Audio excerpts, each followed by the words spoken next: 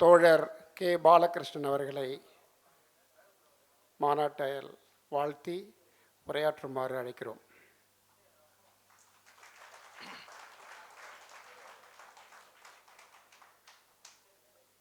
அன்பிற்குரிய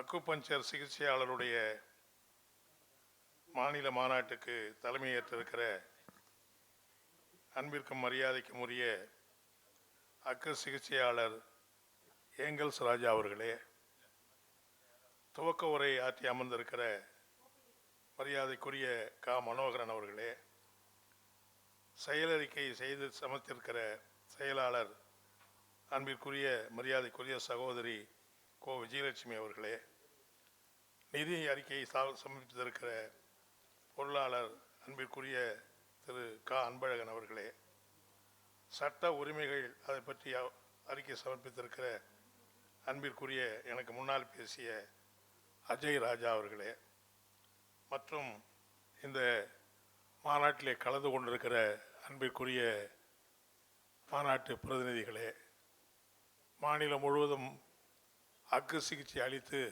அதில் பயிற்சி பெற்றிருக்கிற அக்கு சிகிச்சை மருத்துவர்களே, எங்களோடு இந்த நிகழ்ச்சியிலே கலந்து கொண்டிருக்கிற மார்க்சிஸ்ட் கம்யூனிஸ்ட் கட்சியினுடைய மாநில குழு உறுப்பினரும் மார்க்சிஸ்ட் கட்சி நடத்தக்கூடிய சமூக வலைதளத்துக்கு பொறுப்பாளரும் இருக்கிற அன்பிற்குரிய தோழர் சிந்தன் அவர்களே, உங்கள் எல்லாருக்கும் என்னுடைய பணிவான வணக்கம்.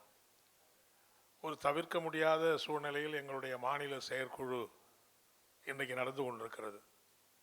தேர்தல் நெருங்கி கொண்டிருக்கிற நேரத்தில் அதற்கான எவ்வளவு ஆழமாக விவாதிக்க வேண்டிய, பல்வேறு முடிவுகளை எடுக்க வேண்டிய வழக்கமான செயற்குழு என்பது வேறு.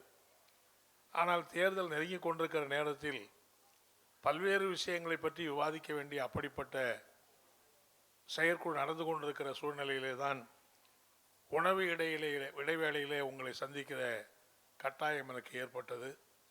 இருந்தாலும் உங்களை எல்லாம் சந்திப்பதற்கு கிடைத்த வாய்ப்பு எனக்கு பெரிய மகிழ்ச்சி அளிக்கிறது என்பதை நான் தெரிவித்துக் கொள்ள விரும்புகிறேன். பொதுவாக மனித வாழ்க்கையில் அவர்கள் நோய்களை சந்திக்கிற பல்வேறு விதமான சிகிச்சைகளை பெற வேண்டிய கட்டாயத்தில் தான் மனிதர்கள் இருக்கிறார்கள். ஒரு காலத்திலலாம் சில பேர் சொல்லுவாங்க, நான் இது வரைக்கும் சின்ன ஒரு மாத்திரை கூட சாப்பிட்டது இல்லைங்க, நான் எந்த ஒரு ஊசியும், எனக்கு 70 வயசு ஆகுது, எந்த ஊசியும் நான் போட்டுக்கிட்டது இல்லை, அப்படியெல்லாம் சொல்லுவார்கள். ஆனால் இப்போது அதெல்லாம் காலம் கடந்து விட்டது. பிறக்கிற குழந்தையை கூட பிறக்கிற குழந்தைக்கு கூட சில நோயோடு தான் பிறக்கிறார்கள். அதை வைத்தியம் செய்து தான் அந்த குழந்தையை காப்பாற்ற வேண்டிய அளவுக்கு இன்றைக்கு நிலைமை மாறி இருக்கிறது. மனித வாழ்க்கை முழுவதும் அப்படிப்பட்ட நோய்களும் ஆக்கிரமித்து கொண்டிருக்கிற நேரத்தில் மருத்துவம் என்பது மிக மிக முக்கியமான ஒரு தேவையாக இருக்கிறது. ஏதோ விரும்பினால் மருத்துவம் செஞ்சுக்கலாம், இல்லாட்டா விட்டுடலாங்கிற மாதிரி யாருமே இருக்க முடியாது. மனிதனாக பிறந்திருக்கிற யார் ஒருத்தரும் வேற யாருடைய ஆதரவு இருக்கிறதோ இல்லையோ, உதவி இருக்கிறதோ இல்லையோ, மனிதனாக பிறக்கிற அத்துணை பேரும் மருத்துவர்களோடு சார்ந்துதான், அவருடைய உதவியோடு தான் வாழ வேண்டிய ஒரு கட்டாயம் இன்றைக்கு ஏற்பட்டிருக்கிறது. அந்த வகையில் இன்றைக்கு பல்வேறு விதமான சிகிச்சை முறைகள் இருக்கிறது. இந்தியாவுக்கு பிரத்யேகமாக இருக்கிற நம்முடைய சித்தா இருக்கிறது. அதே போல் இன்றைக்கு பல்வேறு முறைகள் இருக்கிறது. அலோபதி முறை என்பது இன்றைக்கு உலகத்தையே ஆளுகிற அளவுக்கு உயர்ந்திருக்கிற நிலைமை என்பது இருக்கிறது. நீண்ட நெடுங்காலமாக இங்கே மட்டுமல்ல, உலகம் முழுவதும் சிகிச்சை அளிக்கப்படுகிற முறையாகத்தான் இந்த அக்கு சிகிச்சை என்பது நீண்ட நெடுங்காலமாக செயல்பட்டு வருகிறது. ஒரு 15 ஆண்டுகளுக்கு முன்னால் நான் சீனாவுக்கு ஒரு தூதுக்குழுவில் இடம்பெற்று அங்கே சென்றிருந்தேன். அப்போது எங்கே ஏற்பட்ட ஒரு இடத்துல கால் தடுக்கி என்னுடைய ஒரு நகம் பெயர்ந்து விட்டது. அங்கே காலில் ஷூ கூட போட முடியாது. அப்புறம் என்னை அங்கே இருக்கிற ஒரு மருத்துவமனைக்கு அழைத்து சென்றார்கள். அவங்க என்னை படுக்க வச்சு முதல்ல இந்த ஊசி குத்துற அக்குபஞ்சர் வேலையை தான் செஞ்சாங்க. எனக்கு அதுக்கு முன்னாடி வரைக்கும் இப்படி ஒரு முறை இருக்குது, இப்படி ஒரு சிகிச்சை இருக்குன்னே தெரியாது. ஏதோ படுக்க வச்சா ஊசி போட்டு மருந்து போட்டு கட்டு போடுவாங்க அப்படி தானே நினச்சேன். அதுதான் செஞ்சாங்க. எனக்கு ஒன்றுமே புரியல. அந்த உதவியாளருக்கு அவருக்கு அரைகுறையாக தான் இங்கிலீஷே தெரியுது. அவருக்கு ஒன்றும் இங்கிலீஷ் கூட முழுசாக தெரியல. அப்புறம் அவர்கிட்ட கேட்டால் இதுதான் எங்களுடைய ட்ரெடிஷனான வைத்திய முறை. ஒரு மருத்துவமனைக்கு போனால் அலோபதி வைத்தியமும் இருக்கிறது, எங்களுடைய பாரம்பரிய வைத்தியத்துக்கும் அதற்கு உரிய முக்கியத்துவத்தோடு நாங்கள் தருகிறோம் என்று சொன்னார்கள். ரொம்ப ஆச்சரியமாக இருந்தது. அலோபதி மருத்துவமனை என்று சொன்னாலே அது அலோபதி மருத்துவம் தான் என்கிற ஒரு நியதி ஏற்பட்டிருக்கிற சூழ்நிலையில் சீன நாட்டிலே அலோபதி வைத்தியத்தையும் வைத்திருக்கிறார்கள். அதனாலே அந்த நாட்டினுடைய பாரம்பரியமாக இருக்கக்கூடிய பாரம்பரிய வைத்தியத்தையும் மருந்துகளையும் கூட வைத்திருக்கிறார்கள். அதனால்தான் அங்கே சிகிச்சை மிக எளிதாக இருக்கிறது என்பதை நம்மால் புரிந்து கொள்ள முடிகிறது. எனவே அலோபதி வைத்தியம்தான் சிறந்ததா அக்குபஞ்சர் சிறந்ததா என்கிற அந்த வாதத்துக்குள்ளே நான் போக விரும்பவில்லை. ஒவ்வொருவருக்கும் அவர் செய்கிற அந்த மருத்துவம் சிறந்ததாக கூட இருக்கலாம். அலோபதியில் இருக்கிறவர்களுக்கு ரிலீஃப் கிடைக்கிறது, அக்குபஞ்சர் என்பது கியூர் கிடைக்கிறது என்பதெல்லாம் இன்றைக்கு நம்முடைய கருத்துக்களிலே நாம் பார்க்கிறோம். ஒரு நோயினுடைய அடிப்படையான காரணத்தை தெரிந்து அந்த காரணத்தை சரி செய்கிற, அதன் மூலம் அந்த நோயை குணப்படுத்துகிற அப்படிப்பட்ட நிலை அக்குபஞ்சராக இருக்கிறது. அதே போல சித்தா போன்ற பல முறைகள் இருக்கிறது. ஆனால் அலோபதி முறை என்பது எவ்வளவோ உயர்ந்திருக்கிறது, நவீனமாக உயர்ந்திருந்தாலும் கூட அதனால் முழுமையான சிகிச்சை அளிக்க முடிகிறதா என்று சொன்னால் முடியாது என்றுதான் தெரிகிறது. ஒரு சர்க்கரை வியாதி வந்துவிட்டால் வாழ்நாள் முழுவதும் சர்க்கரை மருந்து மாத்திரை சாப்பிடுவதும் இன்சுலின் போடுவதுமாகத்தான் இருக்கிறதே தவிர அதை தீர்வு காணுகிற நிலைமையை அவர்களாலே உருவாக்க முடியவில்லை. இப்படிதான் ஒவ்வொன்றும் இருக்கிறது. என்னை பொறுத்தவரையில் இன்றைக்கு அக்குபஞ்சராக இருக்கட்டும், பல்வேறு நம்முடைய மரபு வைத்திய முறையாக இருக்கட்டும், எல்லா முறைகளுக்கும் அரசு சமமான அங்கீகாரம் கொடுத்து அதையெல்லாம் ஊக்குவிப்பதற்கான அதனுடைய ஆராய்ச்சிகள், அதை மருத்துவத்தை மேலும் மேம்படுத்துவதற்கான எல்லா விதமான முறைகளையும் அரசு மேற்கொள்ள வேண்டும். நம்முடைய மாண்புமிகு சுகாதாரத்துறை அமைச்சர் அவர்கள் இங்கே வர இருப்பதாக நான் அழைப்பதிலே பார்த்தேன். எனவே அக்குபஞ்சர் முறை என்பது அநேகமாக அரசினால் முழுக்க முழுக்க புறக்கணிக்கப்பட்ட, எந்த விதமான கவனமும் செலுத்தப்படாத ஒரு வைத்தியமாகத்தான் இருக்கிறது. ஏன் அப்படி இருக்க வேண்டும் என்பதுதான் என்னுடைய கேள்வி. ஏன் அப்படி இருக்க வேண்டும்? எல்லாருக்கும் கொடுப்பதை போல இதற்கு முக்கியத்துவம் கொடுங்கள். இன்னைக்கு அவர் சொன்னார்கள் 2003 மத்திய அரசு இதை அங்கீகரித்து அரசாணை வெளியிட்டிருக்கிறது. இதனை தொடர்ந்து மேற்கு வங்காளத்தில் இருந்த மார்க்சிஸ்ட் கட்சியினுடைய ஆட்சியிலே அதை அங்கீகரித்து மருத்துவ கவுன்சிலை உருவாக்கி இருக்கிறார்கள். மராட்டிய மாநிலத்திலே ஒரு மருத்துவ கவுன்சிலை உருவாக்கி இருக்கிறார்கள்.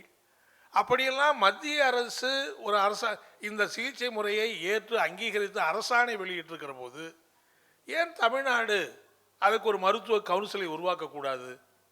மருத்துவ கவுன்சில் இல்லாத காரணத்தினாலே இந்த மருத்துவத்தை பதிவு செய்ய முடியவில்லை. இந்த மருத்துவத்தை செய்கிற போது இதற்கான சான்றிதழ், இந்த மருத்துவத்தை செய்வதற்கான உரிமை பறிக்கப்படுகிற நிலைமை என்பதுதான் ஏற்படுகிறது. இங்கே எனக்கு முன்னாலே பேசிய குறிப்பிட்டது போல சில இடங்களில் காவல்துறையோ மற்றவர்களோ அச்சுறுத்தல் என்கிற நிலைமை என்பது ஏற்படுவதற்கெல்லாம் காரணம், ஒரு அரசாங்கம் அங்கீகரிக்கப்பட்டிருக்கிற மருத்துவ கவுன்சில் என்பது உருவாக்கப்பட்டு இது பதிவு செய்யப்படுகிற அப்படிப்பட்ட நிலைமை ஏற்பட்டால் மக்கள் ஒரு நம்பிக்கையோடு இந்த வைத்தியத்தை பெறுவதற்கு முயற்சிப்பார்கள். இப்போ கூட நீங்கள் பார்த்தீங்கன்னா பல இடங்களில் அக்குபஞ்சர் மருத்துவமனை இருக்கிற போது அதற்கு மக்கள் செல்லத்தான் செய்கிறார்கள். ஏதோ அக்குபஞ்சர் என்பது அரசு புறக்கணித்தாலும் கூட மக்கள் புறக்கணிப்பதை நம்மால் பார்க்க முடியவில்லை. எல்லா இடங்களிலும் அக்குபஞ்சர் டாக்டர்களை நோக்கி மக்கள் போய் கொண்டுதான் இருக்கிறார்கள். அவர்கள் கேட்கிற போது இந்த சிகிச்சை எனக்கு ரொம்ப நன்றாக இருக்கிறது, ஒரு மாத்திரையை சாப்பிட்டு அதனால் ஒரு அலர்ஜி ஏற்பட்டு அதனால் ஒரு சைடு எஃபெக்ட் ஏற்பட்டு அதுக்கு இன்னொரு மாத்திரையை சாப்பிட்டு அந்த மாத்திரை இன்னொரு அலர்ஜி ஏற்பட்டு இன்னொரு சைடு எஃபெக்ட் ஏற்பட்டு இன்னொரு மாத்திரை சாப்பிடுவது என்கிற அளவில்லாமல் அப்படிப்பட்ட நிலைமைக்கு மாறாக இதில் எந்த விதமான அலர்ஜியும் இல்லை, எந்த விதமான சைடு எஃபெக்டும் இல்லை. ஒரு நோய் தீருகிறதோ இல்லையோ அந்த நோய் தீர்க்க சாப்பிடுகிற அந்த மருந்து இன்னொரு நோயை உருவாக்காமல் இருந்தாலே அதே பெரிய விஷயம் தானே. நோய் தீர்க்க ஒரு மாத்திரையை சாப்பிட்றீங்க, ஒருவேளை அந்த மாத்திரை வேலை செய்யாமல் போய்த்து கூட போயிடலாம். ஆனால் அந்த மாத்திரையினால இன்னொரு நோய் அப்புறம் அதுக்கு வைத்தியம் செய்கிற அப்படிப்பட்டது என்பது ஆபத்தானதாக இருக்கிறது. அந்த வகையிலே பார்க்கிற போது அக்குபஞ்சர் இந்த முறையிலே சைடு எஃபெக்ட் இல்லை என்பதே ஒரு பெரிய முக்கியமான செய்தியாக, முக்கியமான நிகழ்வாக இருக்கிறது. எனவேதான் தோழர்களே, இந்த அக்குபஞ்சர் முறை என்பதை அரசு அங்கீகரிக்கணும். அரசு மருத்துவ பல்கலைக்கழகங்களிலே இதற்கான பயிற்சிகள் கொடுக்கப்பட வேண்டும். இந்த முறையை வைத்து செய்யக்கூடிய அவர்களுக்கு உரிய அங்கீகாரத்தை அரசு வழங்குவதற்கான நடவடிக்கை மேற்கொள்ள வேண்டும். இது ஏதோ இந்த பழக்கத்தின் அடிப்படையிலே, விருப்பத்தின் அடிப்படையிலே இவர்களாக இந்த மருத்துவத்தை செய்கிறவர்களாக இருக்கிறார்கள். அவர்களுக்கு எந்த விதமான ஆக்கமும் ஊக்கமும் எந்த விதமான ஆதரவும் அரசு தருகிற நிலைமை என்பது இல்லை. எனவே அரசு ஒரு காலத்தில் அரசு மருத்துவமனையில் வெறும் அலோபதி மருந்து மட்டும்தான் இருந்தது. பல்கலைக்கழகங்களிலே அலோபதி படிப்பு மட்டும்தான் இருந்தது. ஆனால் படிப்படியாகத்தான் சித்தா, ஆயுர்வேதா போன்றதெல்லாம் பல்கலைக்கழகங்களிலே படிக்கப்பட்டு பிறகு மருத்துவமனைகளில் அதுக்கான வழக்கங்கள் வழங்கப்பட்டிருக்கிறது. ஏன் அரசு மருத்துவமனையிலே ஒரு அக்குபஞ்சர் டாக்டருக்கு நீங்கள் அப்பாயின்மெண்ட் கொடுக்கக்கூடாது? அப்படி தமிழ்நாட்டில் இருக்கக்கூடிய எல்லா அரசு மருத்துவமனையும் அக்குபஞ்சர் முறையும் ஒரு அங்கீகரிக்கப்பட்ட முறையாக அரசு செய்தால் மக்களுக்கும் நல்ல பலன் இருக்கும். அரசு இந்த சிகிச்சையை மேலும் வளப்படுத்துவதற்கு ஒரு நம்பிக்கையை ஏற்படுத்தும். எனவே இந்த சிகிச்சை, இதில் பழக்கத்தை, இந்த மருத்துவத்தை செய்கிற அவர்களுடைய தனிப்பட்ட ஒரு ஆர்வத்தின் காரணமாக, தனிப்பட்ட அக்கறையின் காரணமாக மட்டும்தான் இது நடப்பது என்கிற நிலைமை என்பது இருக்கிறது. அதை மாற்றி இந்த துறையை ஒரு அரசு மருத்துவ துறையாக அரசு அங்கீகரிப்பது, அதற்கான ஒரு மெடிக்கல் கவுன்சிலை உருவாக்குவது, அதற்கான பயிற்சி பெற்றவர்களை அரசு மருத்துவமனைகளிலே பணியமர்த்துவது என்கிற நடவடிக்கை மேற்கொண்டால் இதன் மூலம் பல்லாயிரக்கணக்கான மக்கள் சிகிச்சை பெறுவதற்கான வாய்ப்பு என்பது ஏற்படுகிறது. ஆனால் நடைமுறையில் என்ன நடக்கிறது என்று சொன்னால், அலோபதி மருத்துவம் என்பது இன்னைக்கு மிக உயர்ந்த ஆதிக்கம் செலுத்துகிற மருத்துவமாக மாறி போய்விட்டது. இன்னைக்கு பார்மாசூட்டிக்கல் இண்டஸ்ட்ரி என்று சொன்னால் அது மிகப்பெரிய கார்ப்பரேட் நிறுவனங்களாக மாறிவிட்டது. கார்ப்பரேட்டுகள் தான் இன்னைக்கு முழுவதும் அந்த மருத்துவத்தை கையாளுவதாலே அந்த கார்ப்பரேட்டுகளுடைய ஆதிக்கம் இன்றைக்கு மருத்துவ டாக்டர்கள் இருந்து எல்லாருக்கும் அந்த கார்ப்பரேட்டுகள் இயக்குவிக்கிற நிலைமை என்பது ஏற்படுகிறது. ஆனால் இன்றைக்கு சித்தாவோ அல்லது நம்முடைய ஆயுர்வேதமோ அல்லது நம்முடைய அக்குபஞ்சர் என்பது அப்படிப்பட்ட நிலை என்பது இல்லை. ஆகவே இன்னைக்கு மக்களுடைய மனநிலையை அந்த கார்ப்பரேட் நிறுவனங்கள் தீர்மானிக்கிறது. அந்த கார்ப்பரேட்டுடைய அவருடைய விளம்பரம், அவருடைய பிரச்சாரம், அனைத்து டாக்டர்களுமே அவருடைய கட்டுப்பாட்டில் இருக்கிறார்கள். அந்த கட்டுப்பாட்டில் இருக்கிற டாக்டர்களுக்கு ஏராளமான சலுகைகளை அவர்கள் வழங்குகிறார்கள். ஆண்டுக்கு ஒரு முறை குடும்பத்தோடு அவர்கள் விரும்புகிற இடத்திற்கு 10 நாள் சென்று இலவசமாக தங்கிவிட்டு வரலாம். பல சலுகைகளை இப்படியெல்லாம் செய்துதான் அந்த அக்குபஞ்சர் அந்த கார்ப்பரேட் நிறுவனங்கள் மருத்துவர்களை அவளை கட்டி போட்டு அந்த மருத்துவர்கள் மூலமாக மக்களையும் அந்த மனோநிலைக்கு மாற்றுகிறார்கள். எனவே இந்த அக்குபஞ்சர் முறை, நம்ம அக்குபஞ்சரோ அல்லது நம்முடைய மரபு சார்ந்த இந்த மருத்துவம் என்பது நிலைநிறுத்தப்பட வேண்டுமானால் இந்த கார்ப்பரேட் மயமாகி இருக்கிற அலோபதிக்கு எதிர்த்த குரலையும் நாம் கொடுக்க வேண்டியதான் இருக்கிறது. கார்ப்பரேட் மயம் என்பது, நான் அலோபதி முறையவே எதிர்க்கவில்லை, அலோபதி முறை இருந்துவிட்டு போகட்டும். ஆனால் முழுக்க முழுக்க கார்ப்பரேட்டுகள் தான் தீர்மானிப்பார்கள், கார்ப்பரேட்டுகள் தான் கட்டுப்பாட்டில் வைத்திருப்பார்கள் சொன்னால் அது எல்லாரையும் அரசுகள் உட்பட ஒரு மருந்தை அங்கீகரிப்பதானால் பல கோடி ரூபாய் செலவழிக்கிறார்கள். ஒரு மருந்தை புதிதாக அறிமுகம் செய்கிறார்கள், அதை அங்கீகாரம் பெறுவதற்கு பல 100 கோடி 19 கோடிகளை செலவழிக்கிறார்கள். இப்படி கார்ப்பரேட் மயமாக்கி இருக்கிற அந்த நிலைமை என்பதை எதிர்த்துதான் நாம் இன்றைக்கு குரல் கொடுக்க வேண்டியிருக்கிறது. எனவே மார்க்சிஸ்ட் கம்யூனிஸ்ட் கட்சியை பொறுத்தவரையில் அக்குபஞ்சர் சிகிச்சைக்கு இன்னைக்கு தமிழ்நாடு அரசு ஒரு மருத்துவ கவுன்சிலை உருவாக்க வேண்டும். அந்த மருத்துவ கவுன்சில் உருவாக்கி இவர்களையும்